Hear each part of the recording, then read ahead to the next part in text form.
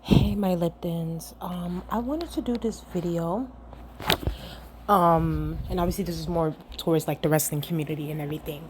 But I've been really been thinking about doing this video for the past 3 days. Because there's been not a lot. I won't say there's been a lot of discourse, but it's like very few little bit of discourse surrounding Sable or aka well, Rena Lesnar, aka Sable. If y'all don't know, maybe you guys do know. This is for the people. This for the wrestling people, the wrestling fans, that sort of thing. Sable is obviously a former WWE diva. You know, she was very popular during the Attitude Era. You know, she came back in 2003. You know, she was. I would say that she was there for like a few years. So from 96 to 99. She was there from 96 to 99, and then she came back from 2003 to 2004, if I'm not mistaken. So that's a year. So yeah, she was there for a couple of years. Um, and let's be very clear. She made a lasting impact. She made a lasting impact within the WWE, and I think that we need to be honest about that. And this is mostly going to be about me talking about how we need to give Sable her flowers. And we really do. Because I feel like for the past, ever since Sable has left the wrestling business and stuff like that, it's been a lot of people that has not been putting respect on her name. There's been a lot of people that have been saying a lot of nasty things, you know, sometimes within the comments and stuff. Other people, such as like, you know, Jim Cornette, or like some wrestlers here and there will say certain things.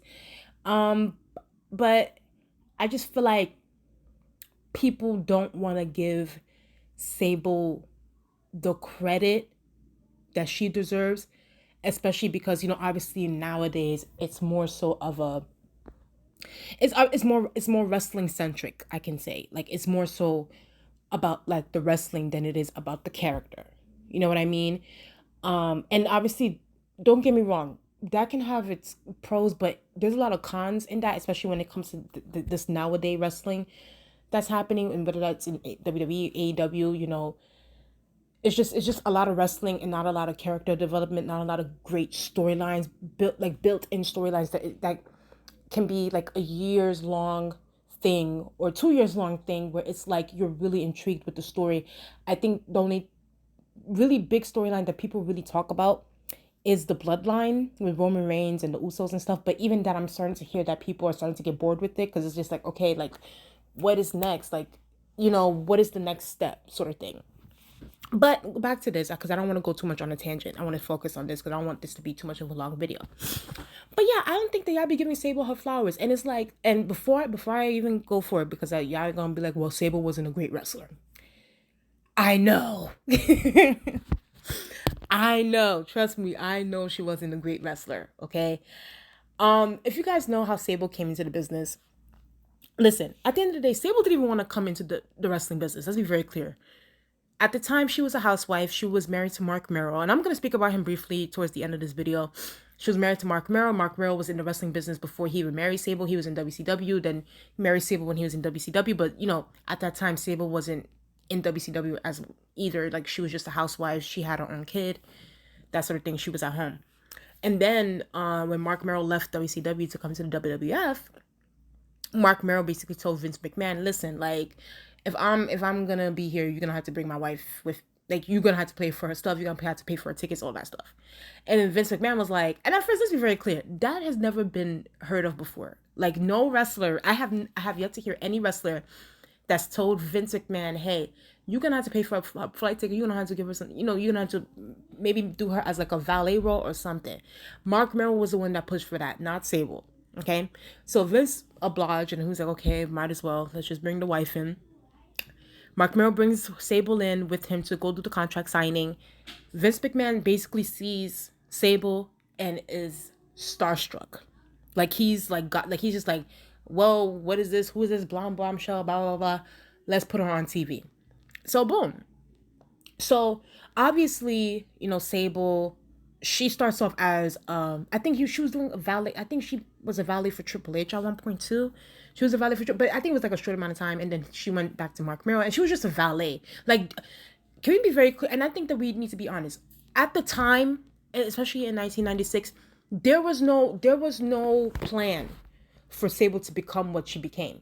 The plan was to keep her as a valet. She's just, I can't let's just leave her over here to the side, just to accompany Mark Merrill. That was it. That was all. There were no plans for her to be on, for her to become a star that she did. So they weren't thinking forward when it came to that. They were just like, okay, she's a pretty face. Let's put her on TV. Now, I think that where fans nowadays, I would say it's more so like the niche fans, like the more markish fans get it twisted and get it wrong, is that while yes, Vince McMahon is the one that puts Sable on TV, he was like, listen, let's just put her on TV, but she's gonna be a valet. It's not like she's gonna be like a prominent role. The fans were the ones that saw Sable around Mark Merrill and was like, who is this blondie right here? Who is this little skinny, big boobs, blondie hair girl? Like, we want to see her more than we want to see Mark Merrill. Put her on the TV. You can tell Mark Merrill to go home. So basically, the fans were cheering more for Sable than they were for Mark Merrill. Honestly, they were booing Mark Merrill the more than they were. They were booing Mark Merrill and they were cheering Sable. So then, obviously creative, Vince McMahon, Vince Russo and stuff like that, they were like, listen, the fans are really receptive towards Sable. Like, we didn't expect this, but it's like, it is what it is. If the fans feel you, if they like you, we're going to put you more on TV. So they started to give Sable more of a prominent role on TV. And she started to get over with the fans, like super duper duper duper over. And it came to the point where Sable, like, her character, everything about her completely overshadowed Mark Merrill. Like, Mark Merrill, in a way, he became a non-factor in that situation. Hold on, guys. Yes? All right, no problem. But yes. I'm sorry, y'all. But yeah, like, it was one of those things. Like, so she became super, to the point where, like, she was moving TV ratings. Like, TV, let's be very, I know people like to make it seem as if ratings don't matter nowadays. And it's like, bro, ratings matter. TV, streaming, anything. It matters. It matters. Don't let anybody tell y'all that TV ratings and none of that, because it did. And it still does. You know what I mean? So Sable was bringing, but what I've heard, and I need to do my research on this. I think because it's been like, repeated and exacerbated. They said that Sable, during the third hour of the show, of Monday Night Raw, that sort of thing, they said that she was bringing in almost 5 million viewers in the third hour. And also, another thing is, they said that Sable, like, during the third hour, it's very difficult to get those numbers up. Very difficult. That's why they put Sable within that particular hour, so that it can skyrocket, because of her image and everything that she was about. So this woman, we're not going to sit here and act as if Sable was not a freaking must-see TV, like, we need to catch her, we need to turn on the TV when she comes on, okay? And I feel like people need to put more respect on her name, because what a lot of people also don't, I mean, maybe people don't like to bring it up, because, they're saying, Sable wasn't a great wrestler. Of course she wasn't a wrestler, because she never, this is not something that she grew up on. This wasn't something that she was like, this wasn't really her career. It just fell into her lap, I guess you can say. You know what I mean? So it's like, I honestly feel like she did the best that she could, personally. And I know a lot of people, they're going to say, oh, well, she didn't want to take no bumps. She didn't want to do that. Listen, if I'm a non-wrestler and I'm training, okay, and I'm training my best, I'm going to try my hardest not to get hurt, okay? The ones that have been training all their lives, yes, let them take the bumps. I freaking started a few months ago. And yet y'all want me to freaking do flips and tricks and break my freaking neck and back and shoulder and knee? Like, you must be out of your goddamn mind. If I was Sable, I would have said the same goddamn thing. Y'all want me to... First of all, let's be very clear.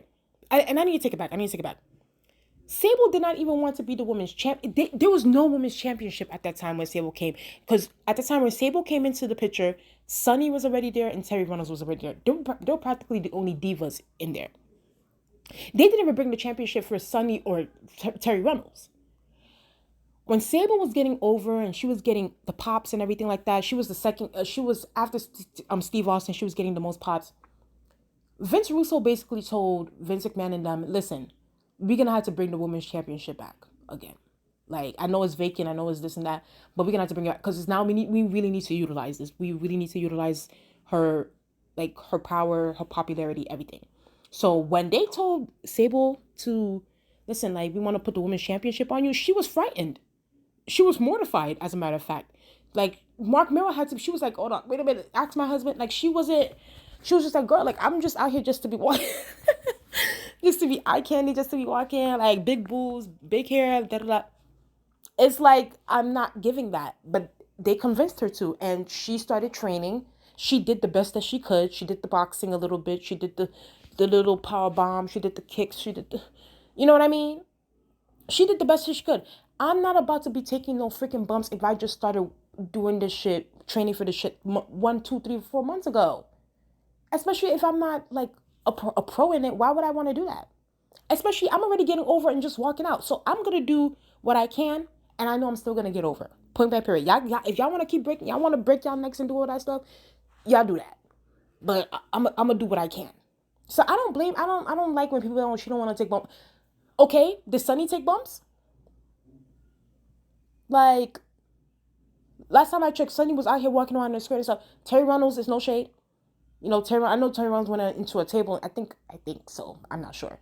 But it's like, they weren't wrestlers either. And I feel like, you know, people will be, I don't know, they're biased. And I'm going to get to that. I'm going to get to Sable too. I'm going to get to Sable and Mark Merrill.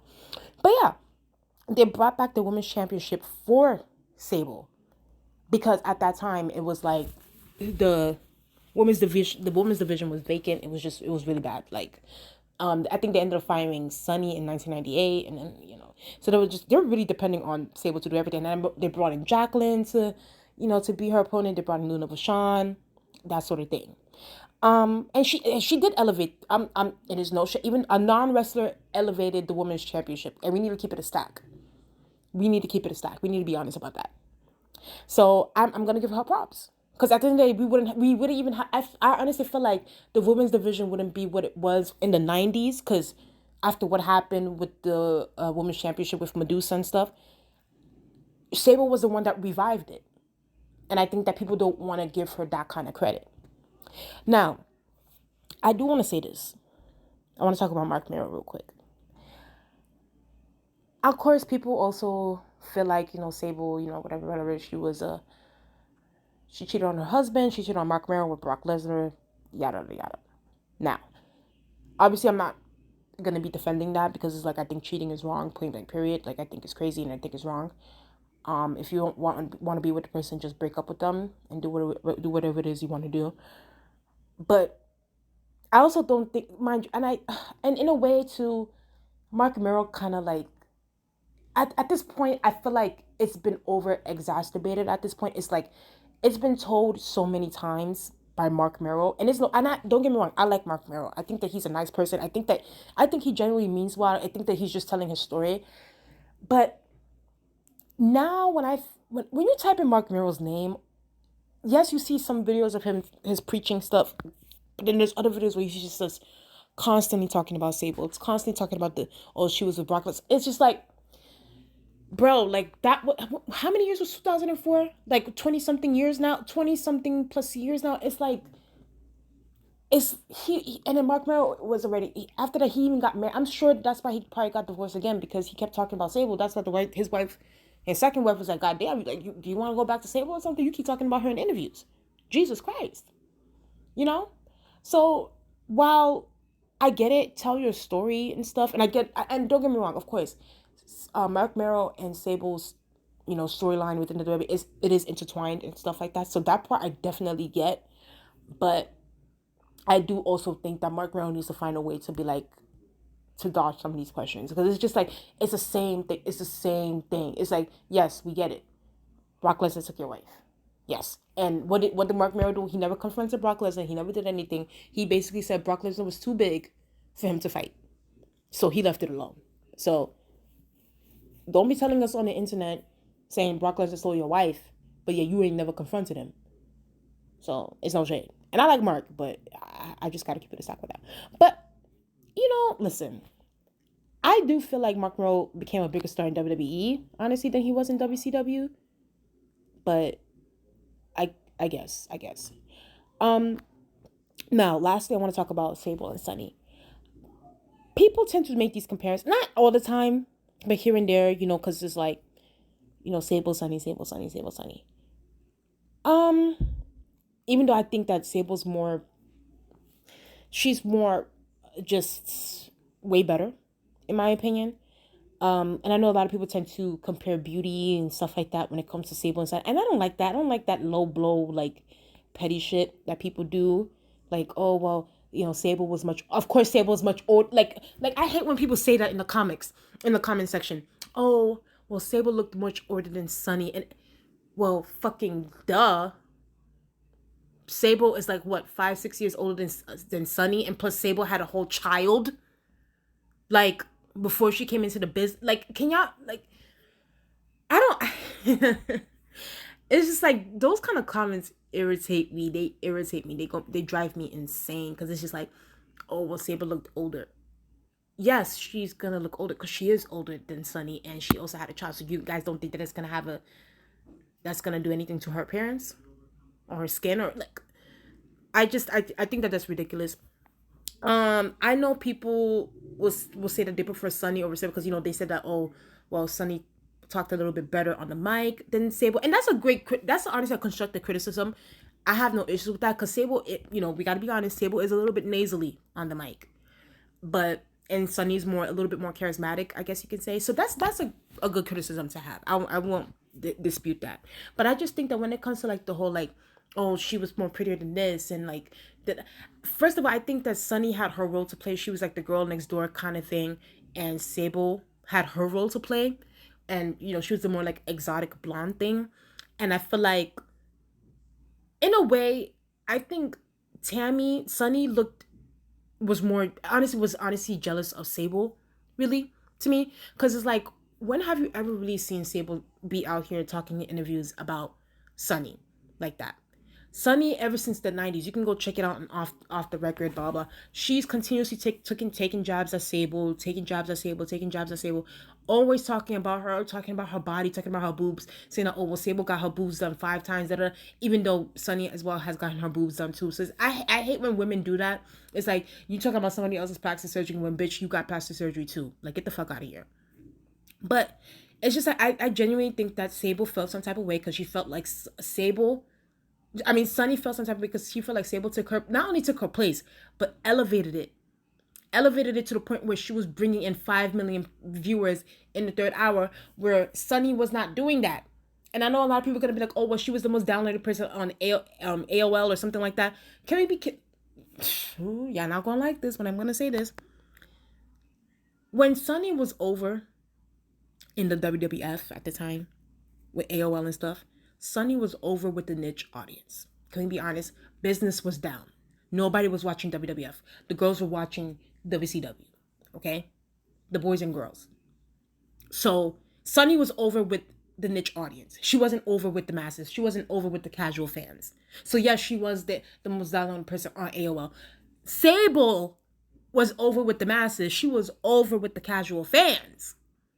She brought in the viewership. She brought in the Playboy viewers. She brought in she was that girl.